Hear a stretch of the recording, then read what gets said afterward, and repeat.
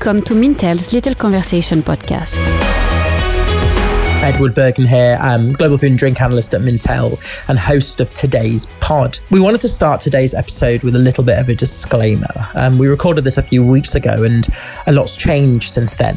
The world today looks a little bit different than it has done for the last few weeks and months, and tomorrow it's probably going to look different still, given this evolving situation with the global spread of COVID-19. Markets are in flux, consumers are forced to make new and very different decisions about their personal and professional lives, and brands are trying to adjust their strategy really quickly to strike a balance between short and long-term planning. At Mintel, though, our analysts are really hard at work, delivering research, insights, recommendations, podcasts to companies and brands to help them make sense of it all. Actually, we think that's for another day. And today, we want to put the COVID-19 discussion aside just for a little bit to chat about something lighter. And we're going to be talking about diets and the science behind the popular diets, maybe some of the fads that are out there. So if you're taking a break, join us and we can get back to the pandemic later on. But I wanted to really ask you about whether you look through social media for advice about shedding a little weight or becoming a little bit healthier. And to answer some of those questions about some of those fad diets or real healthy diets, we've got Rick Miller, who's our in-house nutritionist, on this podcast. So with all that in mind, let's jump into today's episode. Welcome to Mintel's Little Conversation, where our experts bring you fresh ideas and new perspectives on how consumers eat, drink, shop, groom, and think. I'm Edward Bergen, Global Food and Drink Analyst, all-round foodie, and I'm a massive hummus fanatic. So I'm going to start this pod with a question.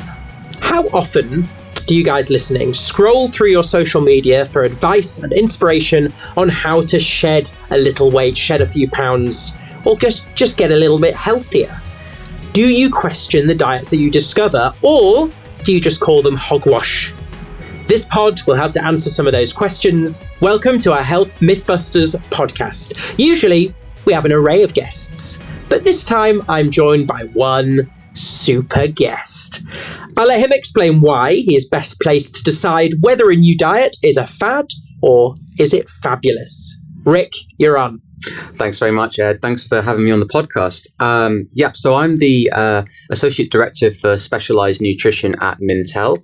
I'm also a registered dietitian by career background. I spent around 15 years working in nutrition, either from sports performance to working in hospitals as a clinical dietitian and seeing everybody from very sick patients to high performance athletes and everybody in between. I've also spent a large amount of time working in the food industry, within the supplemental diets industry, and also in specialised nutrition, supporting companies with medical liaison, helping them to get scientific communication right, or helping with even new product development as well. And Mintel is the ultimate conclusion to my career journey. Okay, so I'm glad to hear that. That's obviously. I think you're best placed for this one because we're going to do something a little bit different. What I've done before this podcast is I've actually collected together a series of tweets that people have posted on social media about some of these.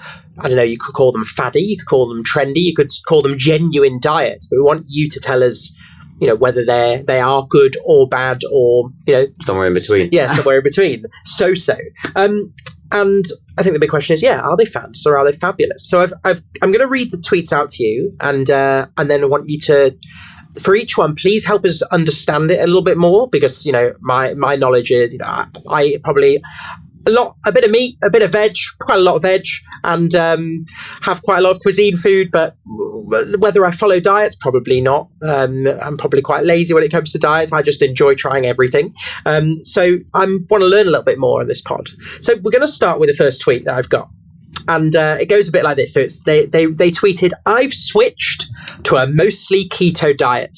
60% meat and fat, 30% desserts, 10% miscellaneous. #keto." Okay. What is this keto? Well, okay, so it's quite an interesting one that you start off with. The ketogenic diet is actually a medical diet. It's called a ketogenic diet because the aim of the diet is to put the person, the patient, whoever it is who's doing it, into a state called nutritional ketosis. Now, what the heck is ketosis? Basically, it's when your body switches to using fats for fuel, and when the fats break down in the body through digestion, some of the byproducts are something called ketone bodies. And ketones are effectively a source of fuel for vital organs, so things like the brain, etc., and other tissues, to make sure that you can still survive when you haven't got anything else to eat. So it's almost like a state of starvation, and that's the purpose of it, is that if you didn't have any food, you'd make ketones from your own body fat stores, and that keeps you going. Now, the reason that a ketogenic diet is sometimes used in medical situations is for the treatment of something called epilepsy, which some of you listening may have heard of. There is some very good evidence that it can help treat seizures, and that's what its purpose is for. Now, what you're showing me with this tweet actually is the more kind of consumer take on it, which is for weight loss.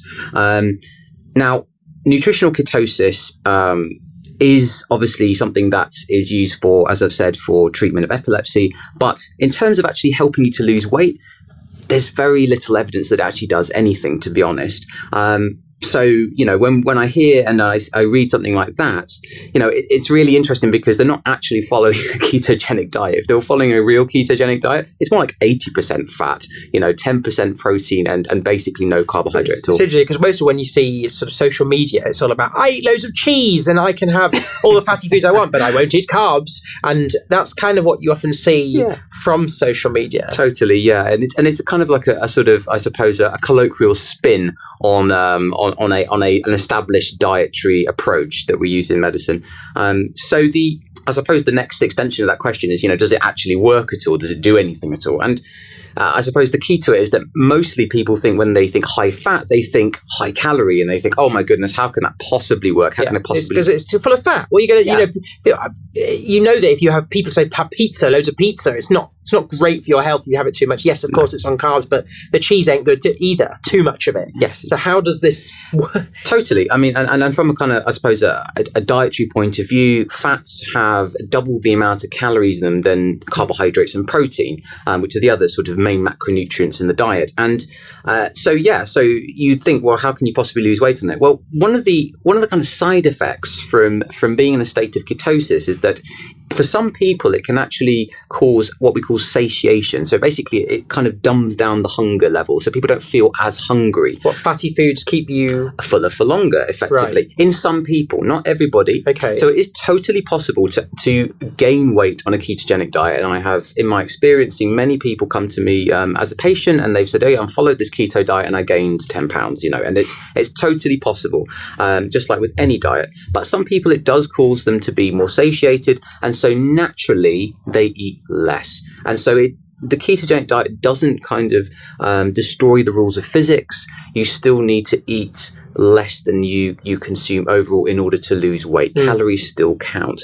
But for some people, it might actually help them. One of the things I read a lot about the keto diet is if a lot of the consumers, they don't just follow the diet, they also do a lot of exercise with it, because they're saying that fats, am I right? Fats burn quicker than carbs. It's actually the other way around, interestingly. Okay, because that's what I always thought was as a myth.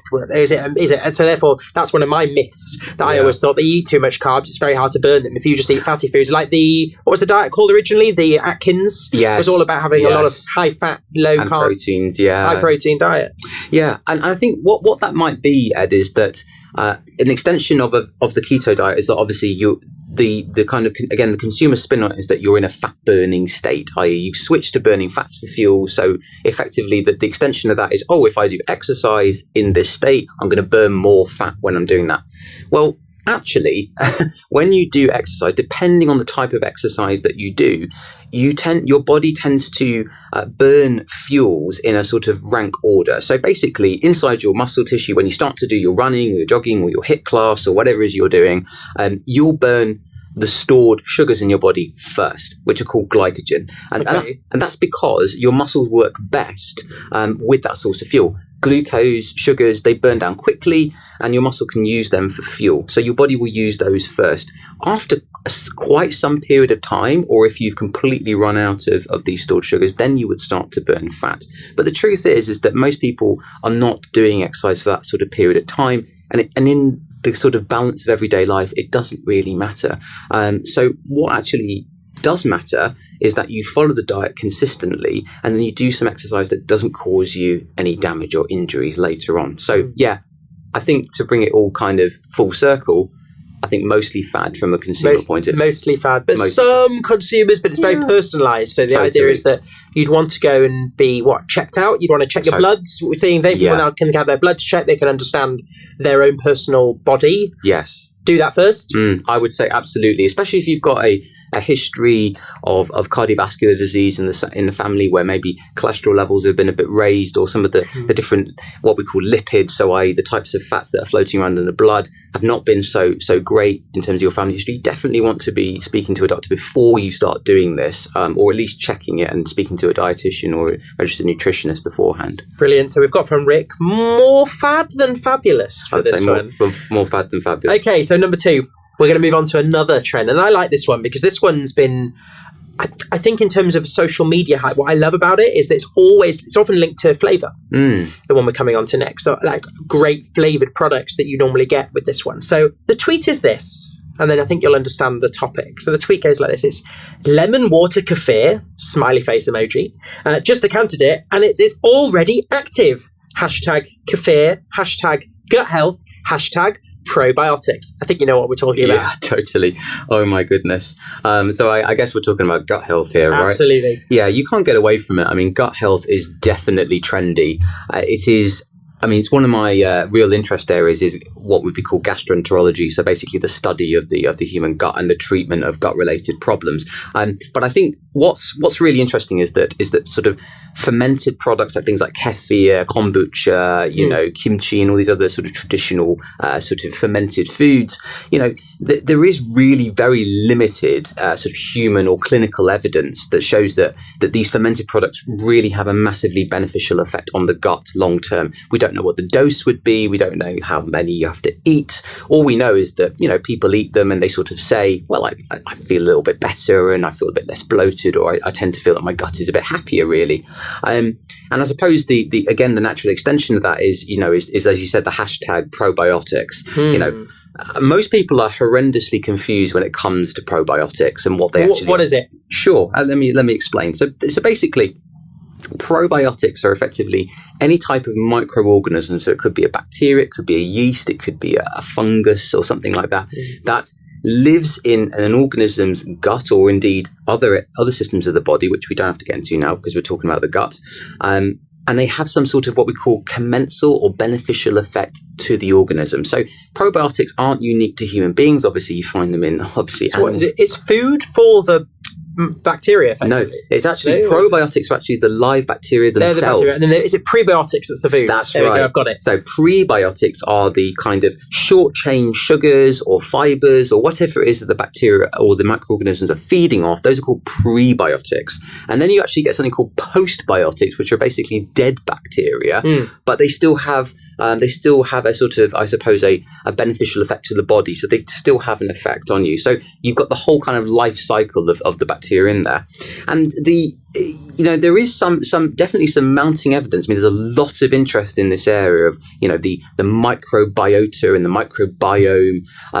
What does that all mean, really? Well, first of all, there is a relationship between the bacteria that live in our gut, and interestingly, there are more bacteria in our gut than there are cells in the human body. So we're talking trillions here.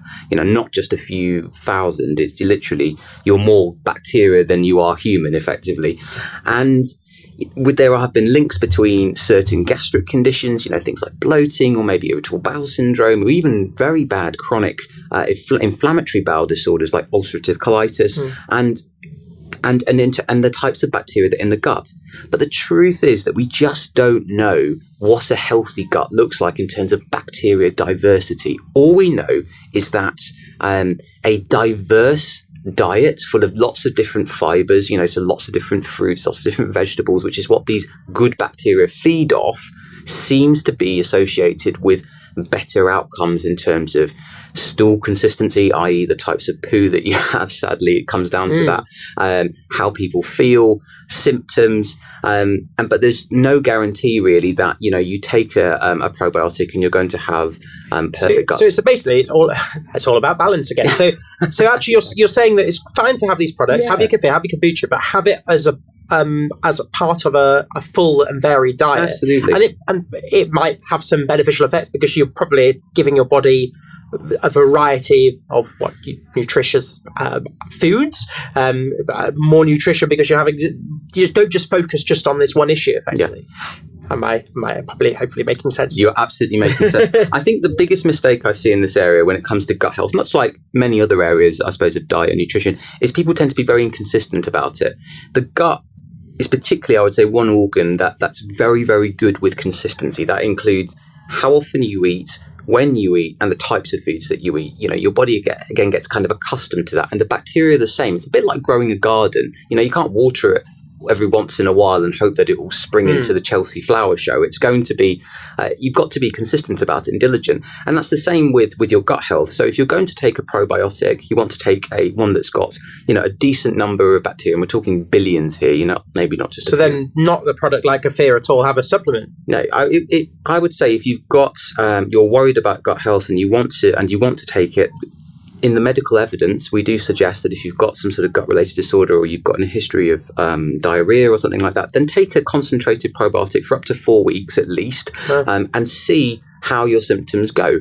That's in the guidelines. But taking a bit of kefir every now and then is probably not going to make a massive difference unless it's part of your diet all the time. What about there are obviously many of the products that have been around for a while, that I like the yogurt drinks that we do at breakfast time, the little shots that people buy, and they're well loved.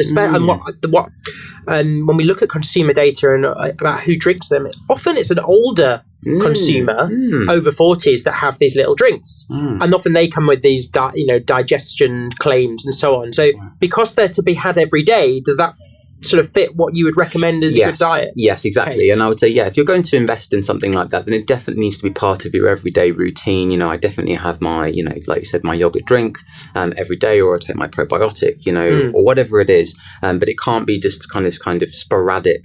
I'm going to have a bit of kefir today and a bit of kombucha tomorrow, and then maybe I'll have a probiotic every now and then. That's kind of the one way to approach it. Being consistent. Absolutely. Brilliant.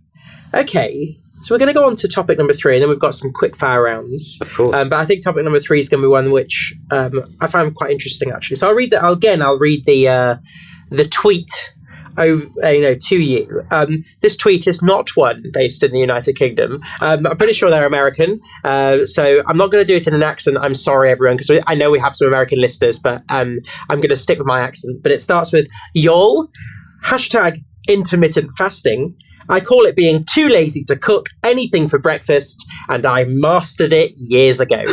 So that's our tweet. I think it's from an American tweeter. But I love it. It's a brilliant one.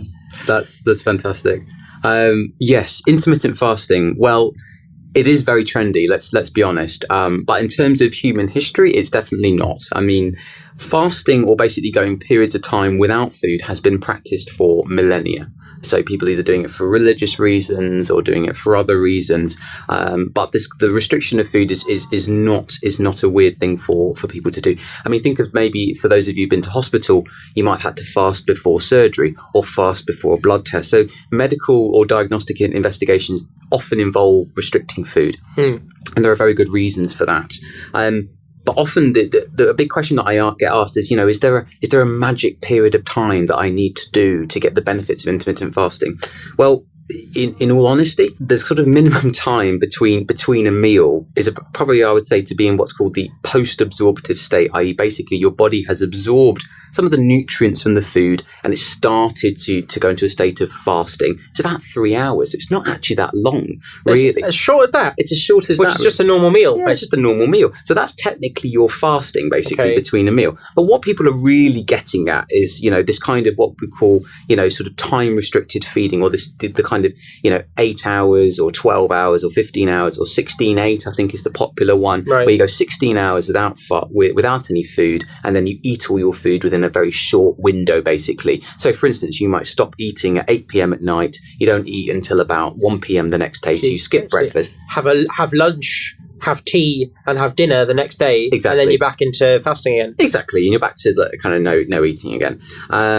And that's very popular, and there has been some clinical studies that have been done, with different sets of people. And I would say that from my perspective, again, there's nothing magical about what's going on with the fasting. I mean, all sorts of health attributes have been aligned with it, everything from longevity, life extension, improving skin, anti-aging, all sorts of different things.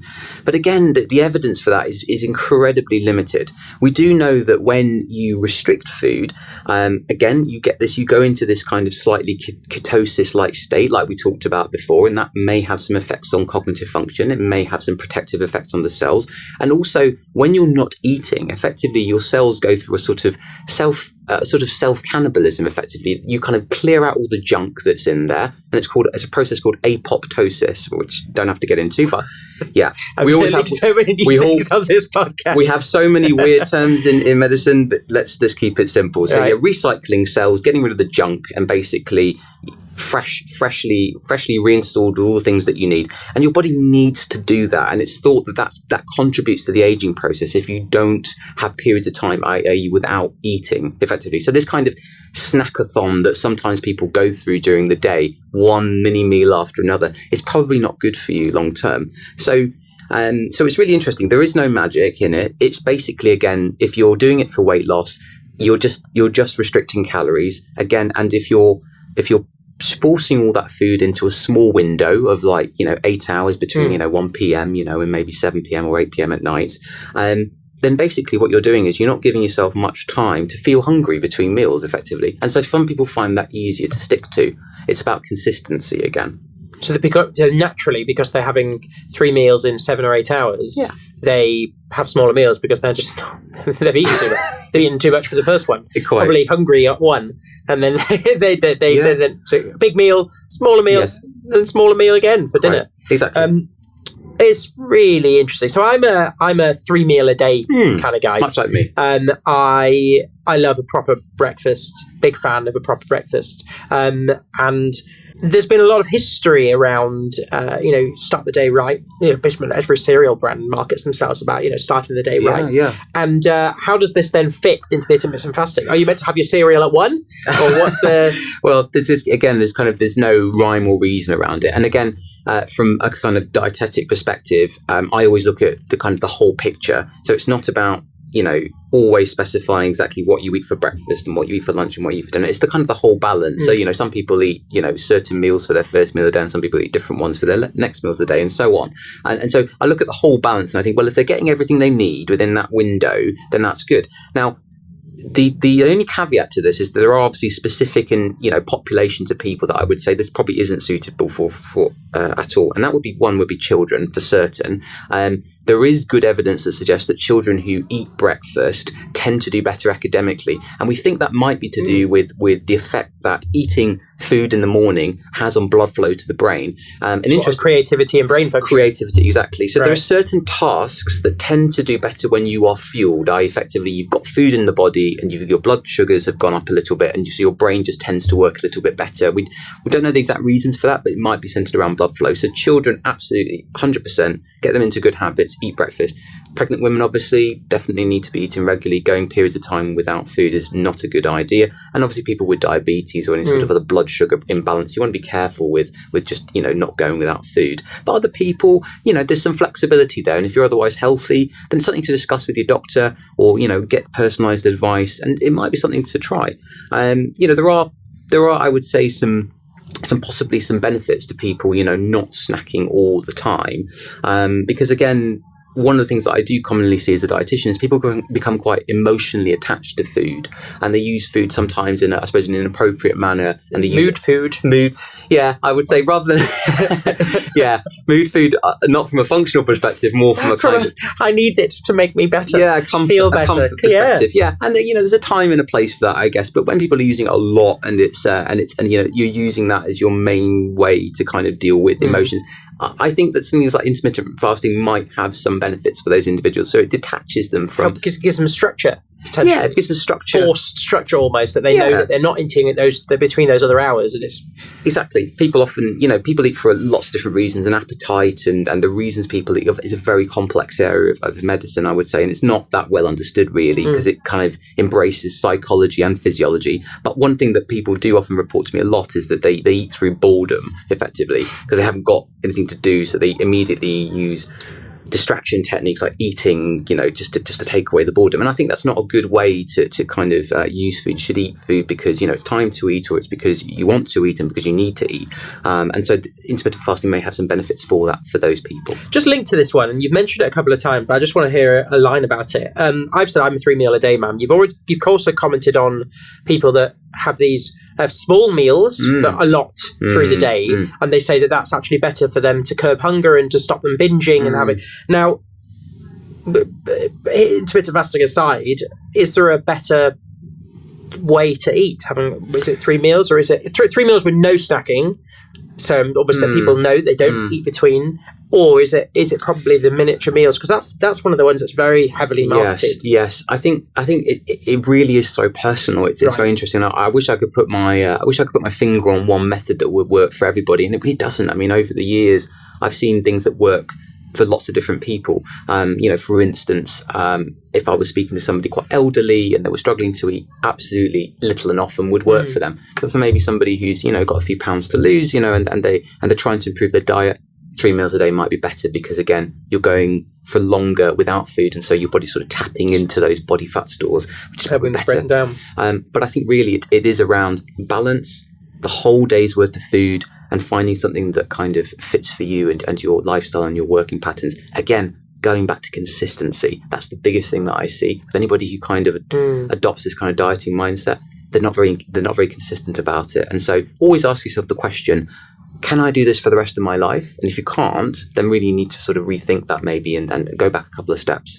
So this one, probably more fabulous than fad. It's on that side. Maybe not fully, but it needs to still be personalised. But actually this one, you're quite on, part you're happy with. I'm more happy with it because, again, it's a very normal procedure from a medical perspective for people to not eat. We do it all the time. And so we understand what happens to people when they don't eat, and we're very comfortable with that, and so we don't panic so much. And also, the thing I like about it is there's no kind of special diet, there's no special food. It's still about just having balance, having normal, but just have a nice gap between your meals. Yeah, you're just having a nice gap, and then you're having, you're just finding a pattern that works for you, and that I really like. And let's have a second. But one thing I like about this one is that we already have data saying that consumers are eating more and more alone, and look, breakfast is one of those meals that chances are it's okay to eat by yourself. You normally have it quite quickly. You're normally, on your way to work, or you've dropped the kids off, you have some breakfast.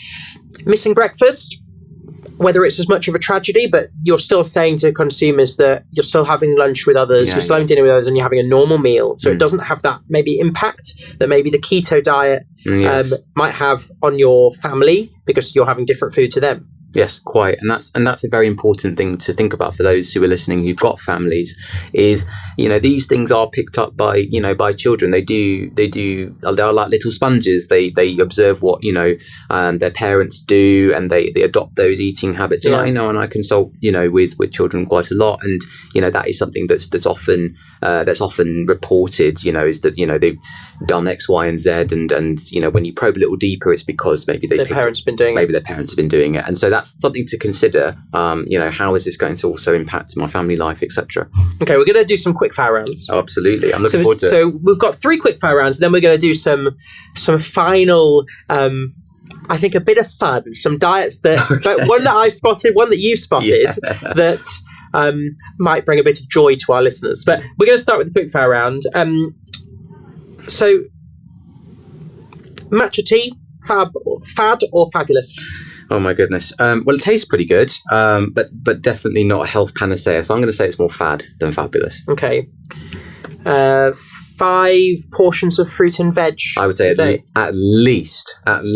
Did you say how many more should you be having? Oh my goodness! I mean, we've had good research that that up to 10 a day is more like the amount that we should be consuming. So kind of it's almost like a more is better approach for most people. People grossly underconsume on fruit and veg mostly. Okay. Chia seeds. Fad or fabulous? This is a surprise one. I did not give you a warning. The Peruvian magic seed. I would say, my goodness, for the amount that you would need to eat to get any health benefits, probably it's probably more fad than fabulous. Sadly. Okay, so those are our quick fire ones, and then we've got some final fun. Okay. I'm going to do mine first because I know you've got one too, but I'm going to do my one first. So I found on social media there was a diet called the werewolf diet. Oh my goodness. I don't know if you know what's coming right now. Cool. So the idea is that when it's the full moon, you have just juice for 24 hours. Right. Okay. And during the changes of the moon throughout the month, so on those 2 or 3 days where the moon changes, you do some intermittent fasting. You don't do any eating after 6 p.m. just during those moon phases, but the rest of the month is all to play for. My goodness, this is just bonkers. Yeah. Right? Now break it down for me. Firstly, juice for 24 hours. Well, you're basically fasting, right? The issue you have with juice fasting is that obviously it lacks a lot of the other nutrients that you need to have a healthy body. So proteins, all those essential fats as well. It's literally as it sounds. It's just juiced fruit or vegetables as well. So it's not particularly great, but if it's just 24 hours, maybe it's going to be okay. And then intermittent fasting is 2 days, and then a week later 2 days, and a week later 2 days. Yeah, I just think it's just a little bit random. It's maybe one for Halloween, to like make everybody have a bit of a giggle. But Let's do the werewolf diet this Halloween. Yeah, it's just to me it sounds like totally inconsistent and probably not likely to produce good results. Okay. So you've got one. I've got one for you, Ed. So Gwyneth Paltrow, actress and obviously owner of Goop, also put out that she likes to have alkaline water, which for those of you who've forgotten their chemistry is anything that's again a pH or acidity based balance of about 8 or 9 effectively. Okay. So it's pretty water 7, right? Around 6.57, absolutely. Okay. And the human body is around sort of pH of about 7, something like 7.4. So we are slightly alkaline. But she believes that you should have alkaline water with a squeeze of lemon in it as well. Isn't lemon acidic? Yeah. I think she should reread her chemistry textbook. So she takes, when you take this flow alkaline water and you add lemon to it, obviously you make it now like tap water, effectively. So it's just a complete waste of time. She might as well just... So she's drinking water, that's good. Basically, hydrating herself, but absolutely no additional benefits from it. Okay, sorry Gwyneth Paltrow if you're listening. Yeah. But yeah. Fad or fabulous? Total fad. Okay, look, this is our first Mythbusters. We've not done one of these before. It's a little bit different from the pods we've done in the past, but I just want to say thank you. This has been so interesting. No, thank you. I think we're going to have Rick back on. Maybe we're going to pick out a few more interesting diets later on, down the line of some of the podcasts in our second series of Mintel's Little Conversation. If you guys have any diets that you think you've seen a lot on social media or you've seen consumer data about, and you want Rick to go through them like this on a pod, just send them in. Drop us on Instagram or Facebook or something, or email over to someone at Mintel, and we'll pop them on for you. Guys, thank you for listening. So just subscribe, rate, review us. Please put a 5-star review if you think it's 5 stars, obviously. Hopefully you do. You can get them from all the platforms. So we've got them on Apple and SoundCloud and Spotify and so on. Otherwise, head over to our website, mintel.com. Find us on the social media. And thank you very much, Rick. Thank you very much, Ed. And have a good one, guys.